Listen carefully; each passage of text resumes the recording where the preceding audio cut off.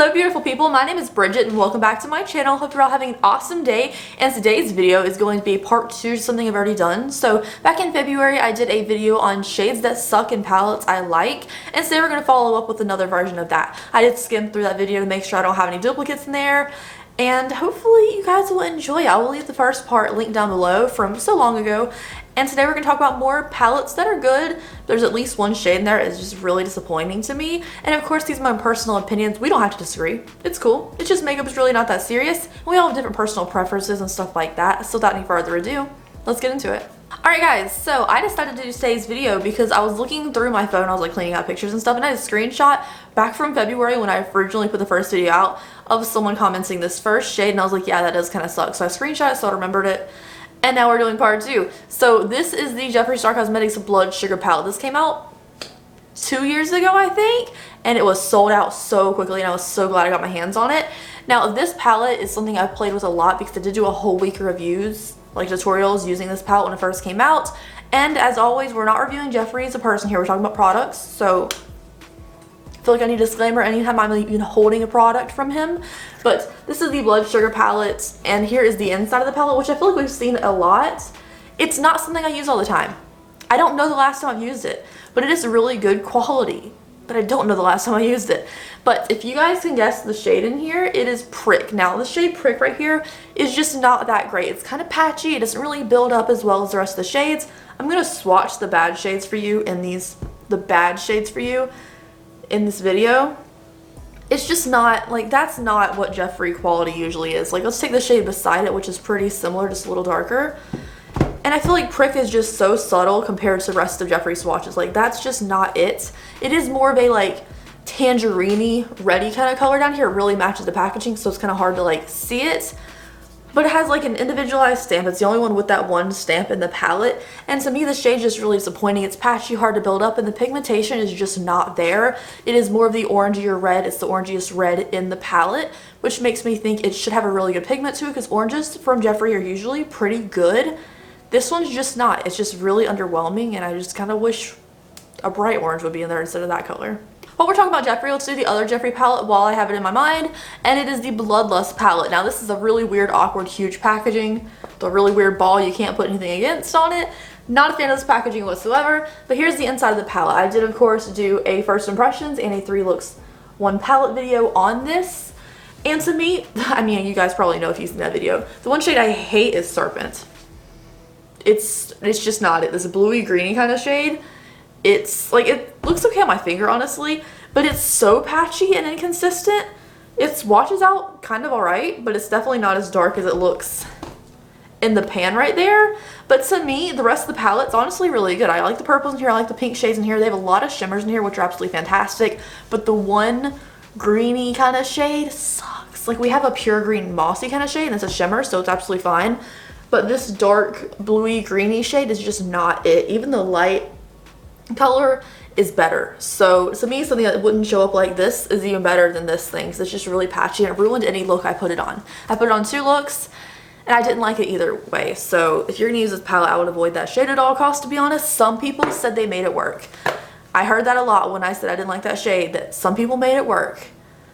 It did not work for me, and I despise it. So that's why it's in this video. But again, you can think what you want, but I just didn't like it myself. It's very dry in texture. Now, skimming through my old video, I didn't see this up there, which is horrifying. I mean, it could possibly be in there, but I skimmed through, I didn't see this.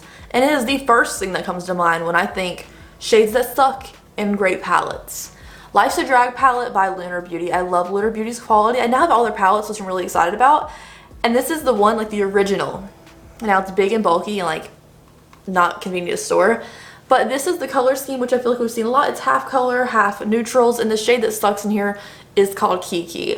I'm sorry, it's just not a good one. So this shade, he said, was going to be more subtle and stuff, but to me, I feel like it was just an excuse for a subpar shadow. He knew it wasn't that great. Manny knows his shadows, right? Manny knows everything, like, about eyeshadow, it seems like, because he's been doing this a while. But to me, this isn't it. He may have wanted something more subtle, but to me, with all of them being fantastic, like beautiful quality, like they feel so smooth and they're so pretty, to me this one shade was hella disappointing and I can't get behind it, and I never want to use it, this palette. So to me, I wish she'd really replaced that shade. It's just so underwhelming compared to everything else, which is absolutely stunning. Like, let me swatch from their shimmers. It's mostly a matte palette besides these two shimmers anyways. His quality is so beautiful. It's so good. Except for this one shade. The rest of his palettes, I don't have any complaints at all. Alright, next up is a palette that I lusted over for a long time, and it's newer to me, and I've actually kind of enjoyed the looks I come up with this palette so far. I think I've done 4 looks so far with it, and I get like normal, decently looking looks all the time, but it's not a perfect palette, and it is the Latte 2 palette by Dominique Cosmetics. This is the first time I'm trying Dominique Cosmetics, and I think it's cute. Oh, actually, I think I tried a mini palette that came in BoxyCharm one time. It's the first full-size palette anyway. But this is the palette, and this is something I've really wanted because I think it's so pretty. When it got first announced in the Trend Mood box, like, I really wanted that box, but I feel like there's a lot of other products in that box that I wouldn't have wanted. This was just kind of like the star for me, so I didn't end up picking it up. But this is the palette color scheme. Now, I have a couple complaints about the shimmery quality because it's not like the most opaque. It's not the softest, smoothest thing in the world, but I definitely do like how it looks on the lid. So that's not the shade I'm talking about today. The shade I'm talking about today is something I use quite a lot just to like differentiate. I don't know why I couldn't think of that word for a second. Between these shades, I kind of mix this shade in. So this is Café con Leche, which is this shade right here, and I feel like it could be more of a cream color, or it could be more of a kind of cool tone brown. This kind of weird in between color doesn't do anything to help like blend these two colors together, which I really think this is here for. I think this kind of shade is too subtle to show up on most people's crease if you wanted to set a crease color.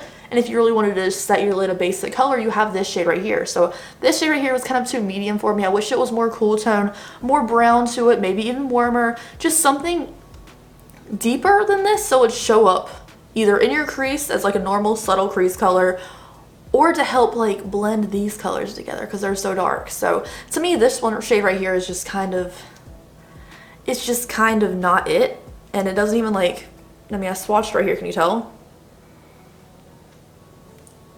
I use it a lot when I'm trying to like mix the browns and stuff, but to me it could be its own shade without being just like an in-between shade that doesn't really do anything on its own.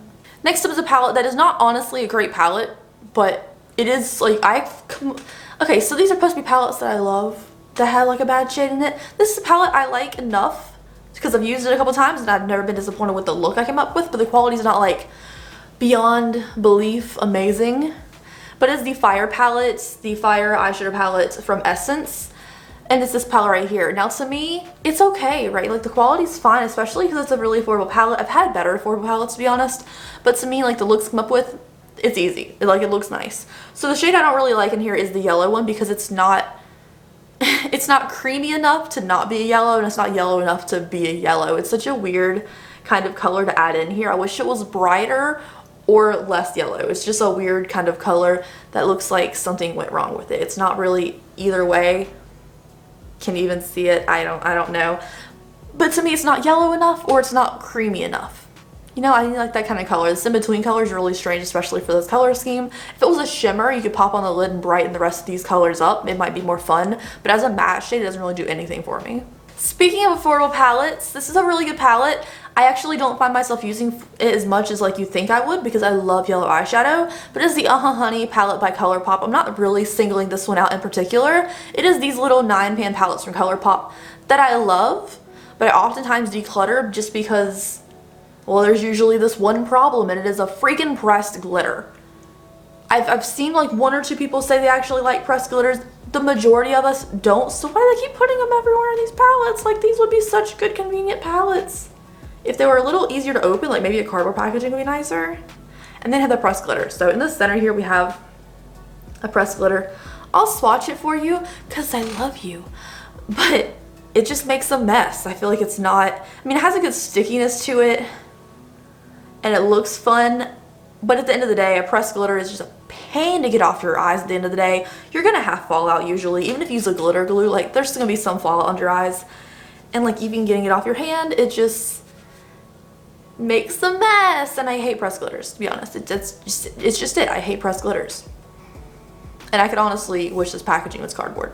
I used to be like, when everyone said they wish they were cardboard, I was like, oh no, I like the plastic. I think it's fun and crisp. But sometimes Colourpop's packaging is hard to open. So Colourpop, I love you, okay? Love you. biggest fan, love you. The pressed glitters aren't it. If you want to put like pressed glitters in like singles, people would buy them like that if they wanted them, and I know you do have those, but I don't want a pressed glitter in a palette, please. And lastly is the Sigma Enchanted palette, and I am a Sigma affiliate. You can use my link or my code if you want to shop on Sigma. I appreciate it greatly. But the Sigma Enchanted palette is beautiful. Like the shimmers in here are some of my favorite shimmers. They're just so pretty. My hand's covered in glitter still. How? Oh, that's right, because pressed glitters don't leave. But this palette is just so good. I want to swatch one of the shimmers for you. Let's do the green, which is just so pretty. It has like this different shade in there. Like all these shimmers in the Enchanted palette have like a different hue to them. Like this one has like that purpley green hue to it, and it's absolutely stunning. The shade I don't really like in this palette though is the Evergreen shade, which is like this really dark green right here. To me it just comes off a little patchy. You can build it and fix it, but it's just a little bit of a drier consistency. It swatches out pretty good, to be honest, for a darker shade, but it just takes a little bit more time to work with on the eyes because it is so dark and so matte. If it had a little bit more softness to it, maybe a little less hard press, I feel like it would have been a better formula. Again, you can still get a nice look with that color, but I don't know. I just wish it was a little brighter, maybe for like some of the greens and like with the golds in this palette, or if it was gonna be that dark, it was a little less dry, if that makes any sense. Anyways, you guys, thank you so much for watching today's video. I hope you enjoyed it. It was a lot of fun, like talking about palettes that I like, but there's just something wrong with it. I feel like there's something really intriguing about a color scheme that I really adore, and being able to spot out the flaw. I feel like it makes me feel like I know what I'm doing a little better. If you guys agree with any of these things, let me know down below. And of course, leave me your suggestions if you want to see a part 3. What shade in a palette do you just not enjoy?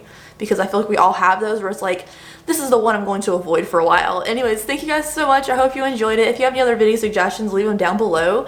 Feeling a little bit burnt out lately. I don't know what it is. I guess my my juices are just not flowing properly, so I would love to know what you guys want to see down below. Thank you guys and have an awesome and safe day wherever you are. Bye.